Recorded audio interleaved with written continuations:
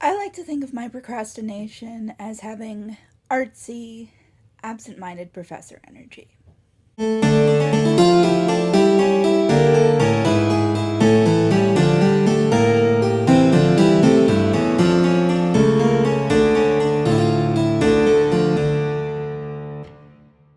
Hello, friends and enemies. Welcome to Horror and Inconvenience, where things are usually spooky and always weird.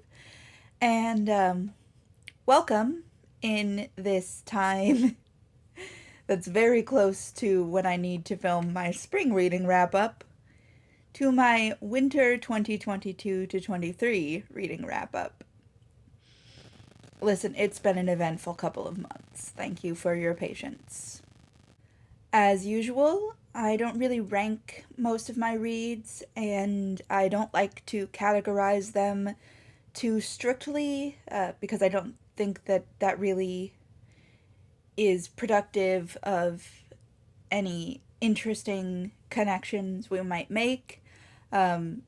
So just as a sort of starting place to start listing these books that I read in November, December, and January, I'm just going to kind of go loosely by genre or medium. So I'm going to start with what's stacked closest to me, and that's what we're doing, guys. Okay, so we'll start with manga.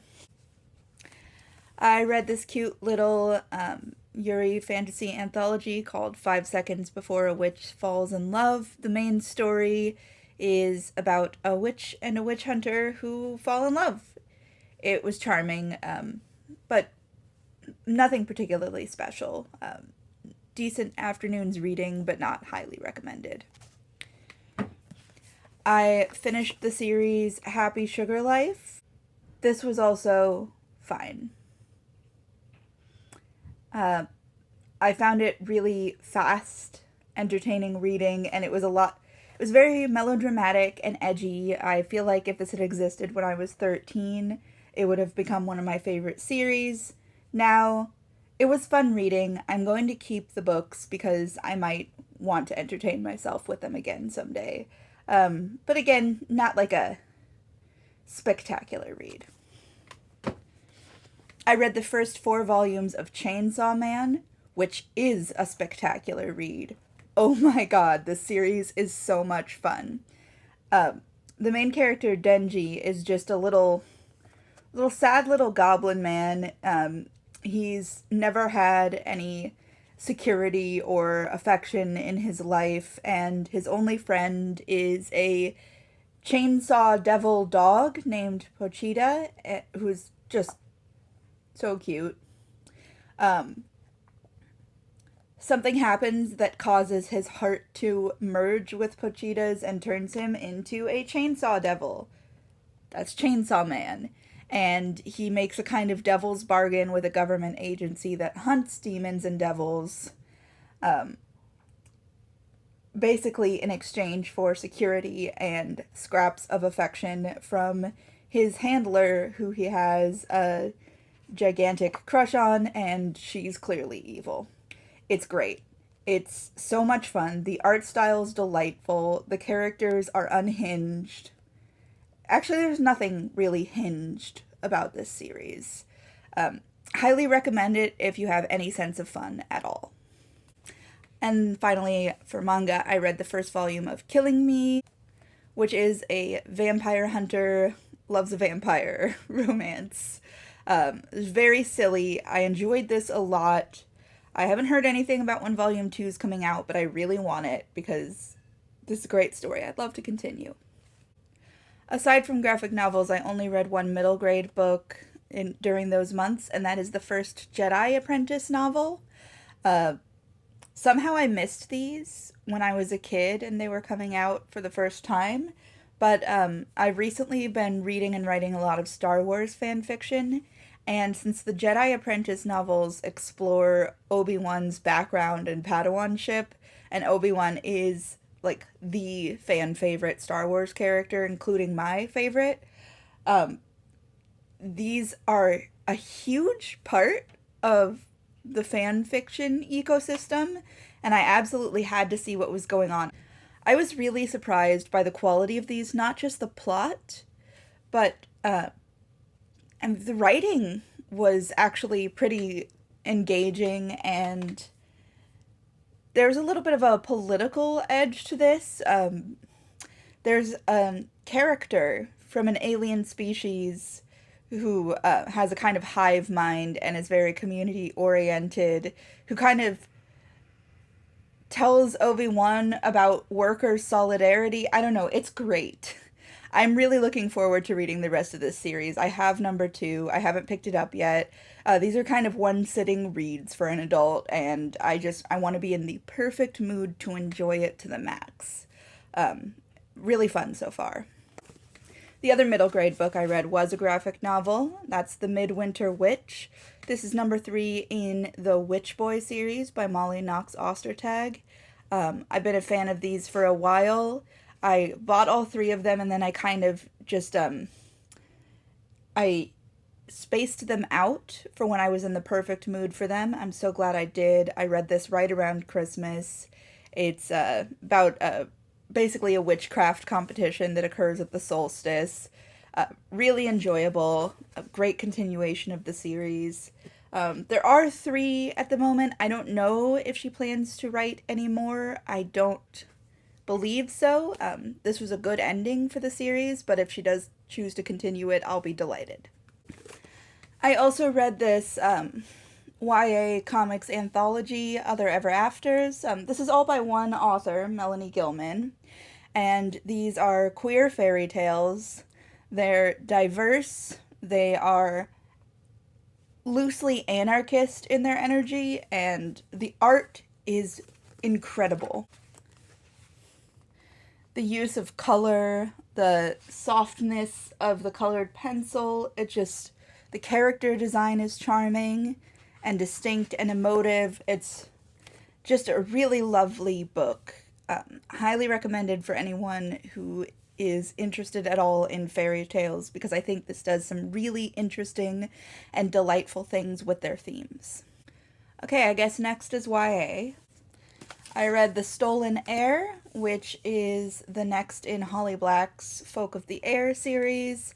That was a trilogy, and this is a kind of spin-off focusing on the main character's younger brother, Oak, and his love interest.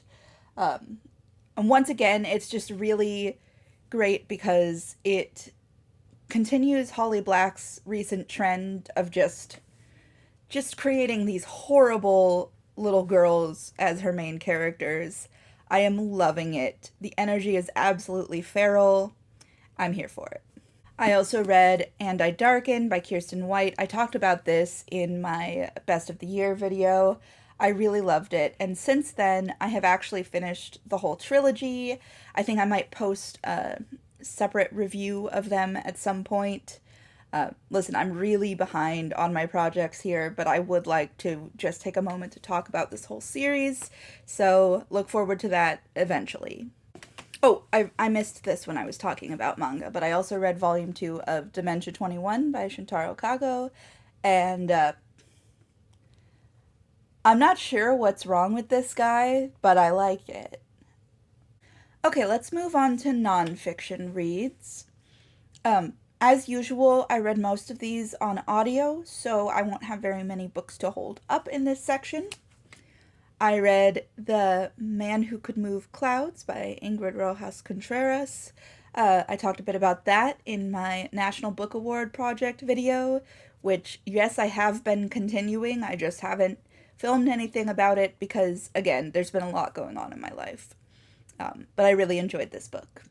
I binged these next 2 in a couple of days, and that's The World Record Book of Racist Stories and You'll Never Believe What Happened to Lacey. These are both by comedy writer Amber Ruffin and her sister Lacey Lamar, and they are sort of humorous memoirs in stories about just the absolutely wild experience of being Black women and girls in the United States, and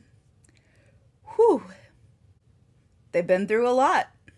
They're writing style in discussing it is just so engaging, unputdownable. It very much has the energy of a conversation that you would not leave for the world as you're by turns horrified and amused. They're such good writers. Wow.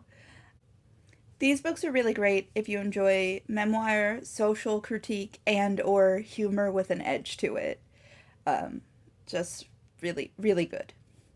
I read The Ghost Map, which is kind of a classic in the history of medicine. It's about Jon Snow, not from Game of Thrones, but the man who discovered the famous Broad Street pump.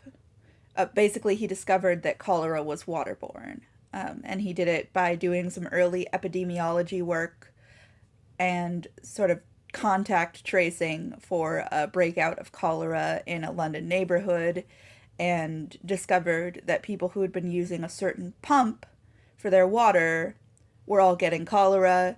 And this was a huge moment in the history of the treatment of cholera because, I mean, discovering it was waterborne meant discovering that better water sanitation would help prevent future cholera breakouts. It changed a lot about the way people live. This was a really interesting story. The writing was fairly dry, but the content was fascinating enough that didn't really bother me in this case. I'm a big fan of history of medicine, and I'm glad I finally read this one. I read Translating Myself and Others by Jhumpa Lahiri. This is a book of essays. She's written about her experience learning Italian, moving to Italy, and translating back and forth between English and Italian. I found it very fascinating, and I read it for a project that I'm working on. I've actively been working on this for months, and I'm very excited. So you'll hear more about this eventually. I mean, I don't usually annotate with tabs, so you know I'm serious about it. I also read Keats's Odes, A Lover's Discourse during this time period. I've already posted a video reviewing that in depth, so I'm not going to say too much about that now. I read 3 books of poetry during these 3 months. I read Night is a Sharkskin Drum by Haunani K. Trask. She's a sort of foundational figure in Indigenous Hawaiian literature. I bought this book while I was in Hawaii from Native Books Hawaii in Honolulu, and, as I usually do with poetry books, I was saving it for the right moment. One afternoon, it was the right moment. I picked it up, and I was spellbound. This is a really lovely book. If you like poetry with a social critique in it, if you like folklore, if you just like very pretty words, it's a good book for all those reasons. I also read When My Brother Was an Aztec by Natalie Diaz. I really enjoyed her more recent book, Post-Colonial Love Poem. Natalie Diaz is Mojave. She speaks at least 3 languages, Mojave, Spanish, and English.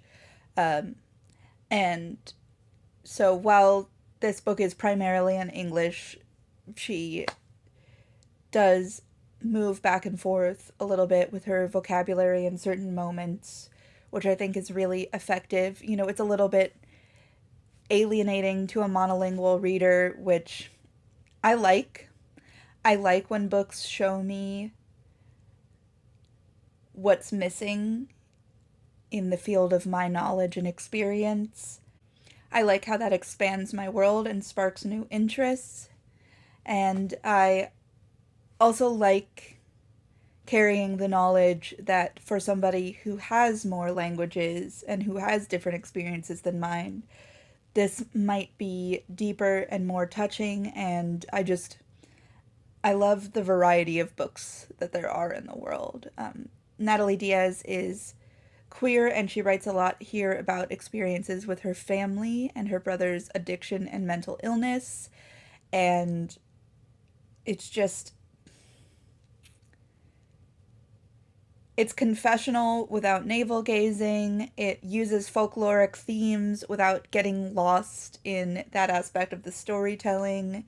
She really is just such a deft writer, and I am looking forward to her next work.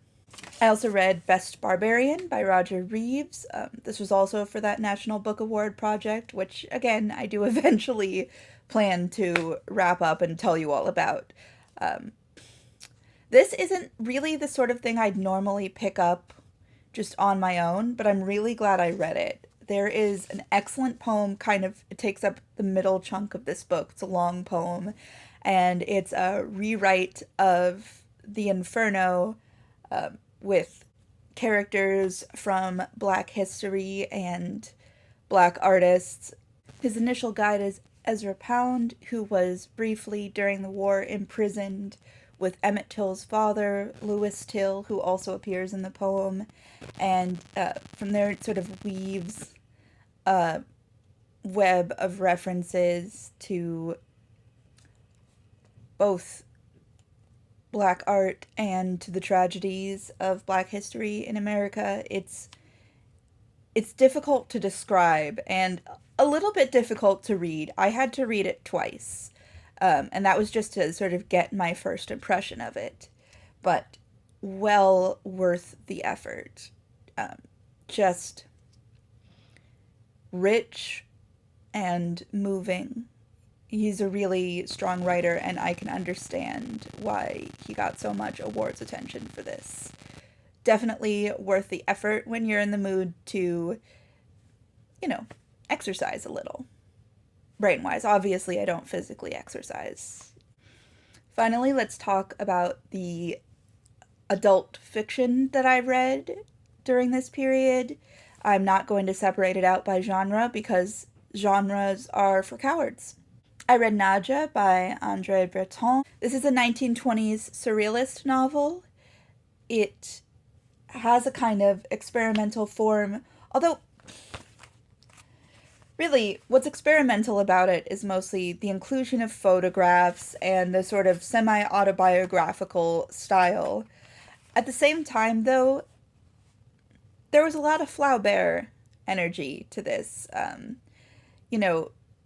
He sort of wrote in a very quotidian, observational style that's definitely characteristic of a lot of the great French novelists of the late 19th century, whom he hilariously criticizes in this book, when it's very clear he couldn't be writing what he's writing without them. Although, doesn't everyone do that? And isn't that what we want? It's better than just accepting what's handed down to us.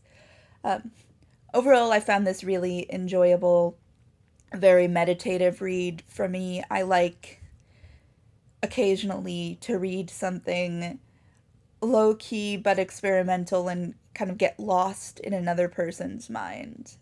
Yes, I have anxiety. Thank you for asking. I read The Cybernetic Tea Shop by Meredith Katz. It's a cute little queer sci-fi novella about an android and a mechanic that fall in love, and there's a tea shop. It's cute. I read it for a book club. We all enjoyed it. Worth a read if that premise sounds good. If that premise doesn't interest you, that's really all that's going on here, so skip it. My Heart is a Chainsaw by Stephen Graham Jones. Finally read this one. Absolutely adored it. This one worked better for me than The Only Good Indians did. Something about the pacing, or maybe it's the fact that the protagonist was an angry young woman, which is my favorite type of protagonist, but loved it. Working on reading the sequel right now. That just came out a couple months ago. Don't Fear the Reaper. I'm not quite in the right mood for it, so who knows when I'll finish it, but it's good so far. I read Babel by R.F. Kuang right at the beginning of January, and that's what this big project I've been hinting at is about, so I'm not going to say too much about it, just that I love and admire this book, and if you haven't read it yet, do it. Do it now because my upcoming project will contain spoilers. I'm so excited. I read The Bandit Queens by Parini Shroff. This was for a workbook club, and basically I was reading to host the book club at work, and I quite enjoyed it. It's it's about a woman, a sort of outcast woman in an Indian town, uh, whose abusive husband disappears, and the other women all think she killed him, which she didn't. And so they start coming to her asking for help to kill their abusive husbands. Um, it sounds almost like a thriller premise, but thank goodness it's not a thriller. I hate thrillers. Um, it's a very cheeky, funny literary story about the bonds of community and the things that come between women and the things that bring them together. It was also a completely wild ride. Highly recommended. I read His Majesty's Dragon by Naomi Novik. It's the first in her Temeraire series. It's the Napoleonic Wars, but with dragons. The main character is a naval captain who captures a dragon egg in a battle and accidentally ends up bonded to the dragon and forcibly removed from the navy to this sort of dragon riders branch of the military that's very isolated and that the wealthy consider somewhat suspicious, and he has to learn a whole new set of rules of behavior, has to forge a whole new identity, all the while forging a relationship with this dragon who's tied to him for life. It's sweet, it's exciting, it's got a sort of dry Regency humor, and while it's only really teased in the first book, I think the political message of this series is going to be really interesting to unpack. I'm slowly working my way through book 2 now. It's great so far. I talked about this in my best of the year, but I did finally finish drinking Sapphire wine by Tanith. I really enjoyed this duology, and I'm looking forward to reading more of her work. Again, when the mood strikes me. Are you sensing a theme here? I read Sister Maiden Monster by Lucy A. Snyder. I'm really torn about this book. It's a horror novel. Imagine mixing like a vampire slash zombie plague with kind of eldritch, loosely Lovecraftian vibes, which, great premise. It's definitely horrifying, and it's got three protagonists, three different chunks of the book, told primarily from three different perspectives, although all the women are in all of the chunks. And the women are all varying shades of queer, and they have very different parts in this apocalypse. They're all very interesting. Good characterization, good horror scenes. There's a lot to really enjoy about this, and the ending is especially horrific. So that's all good. The reason I'm torn about it, though, is that I think it has a perspective that isn't inclusive, really, of all queer women's experience. Because all of the protagonists are cis women, and the only character who's hinted to be trans or genderqueer is a closeted trans woman. And again, this is only hinted at. A closeted trans woman who starts the story as one character's boyfriend. And their fate is... It's bad. I don't like this as representation. And I think it's very odd to represent a space where queer women primarily interact only with other cis queer women, because that simply hasn't been my experience. I'm a cis queer woman, but almost none of the queer people I spend time around are cisgender. I don't know. Where are these lesbian writers finding these bizarre exclusive wells of cis white lesbians? Like, where does that community exist? Because A, yikes, and B, I don't believe it. It's to the point where, as much as I enjoyed the speculative elements and even some elements of the representation of this, I'm not comfortable recommending it because, again, at least half my friends are genderqueer or trans, and it just feels like doing them a disservice to recommend this book. I would read another one of her books to see if she gets better, though. I would give her another chance. I enjoyed a lot of the writing, and, well, I don't think the mistake is necessarily forgivable. I don't think it's for me to forgive either. And if she learns and uses better representation in her future writing, great. I would love that because I would like to like her. This is a weird one to end on, but it's Mademoiselle Revolution by Zoe Sivak. I found this one a little disappointing. I read this as a follow-up to Babel because there's a revolutionary element in the story of Babel that I found really galvanizing, and I wanted to read more about revolution and resistance. And a huge chunk of this book takes place during the French Revolution, so I thought it'd be a lot of fun to kind of chase that high. But it was pretty disappointing. So it's about a biracial woman who grows up in 18th century Haiti as the daughter of a wealthy white family where she is a second-class citizen within the family, but at the same time privileged over enslaved people and the poor in general. So she deals with a lot of racism and misogynoir, as you would expect for the time period, but at the same time is part of the system that perpetuates it, putting her in a very complex position when the Haitian Revolution strikes and she ends up having to flee to France, right in the middle of the revolution, where she falls in love with both Robespierre and his mistress. And I thought that this was just an extremely exciting premise, and indeed, the first half of the book is actually quite good. Or, it's possible I'm ignorant about the Haitian Revolution and just wasn't in a position to critique where it fell flat.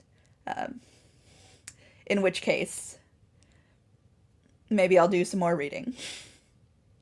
But the second half, I am in a position to critique, and there's some liberal, and I mean liberal in the European sense, like neoliberal. I'm not talking about American politics here. There's some liberal stuff about how, like, revolution's all well and good, but you don't want violence, and, oh, wasn't Robespierre evil, and wasn't the terror terrible? And, like, yes, there was some horrific violence committed during the French Revolution, from all parties, for sure. But I don't think the take was very nuanced in this. You'll just have to trust me on that. If you want a fun love story, well, I don't know. I guess the character is really focused on feeling like this is a love story for her. I felt like the interests of the narrative as a whole and the interests of the character were at odds. And maybe that's why none of this sat quite right. But ultimately, I think an ambitious and interesting premise that fell a little flat in the execution. Okay. This has been my winter 2022 to 23 reading wrap-up. Hopefully my spring wrap-up for this year will be close to on time, although given that May is already chugging along, who knows? Thanks for tuning in as I try desperately to catch up on my channel. If you've read any of these, sound off in the comments. I would love to hear from you. I'm not sure how to sign off on this one. Where's my cat when I need him?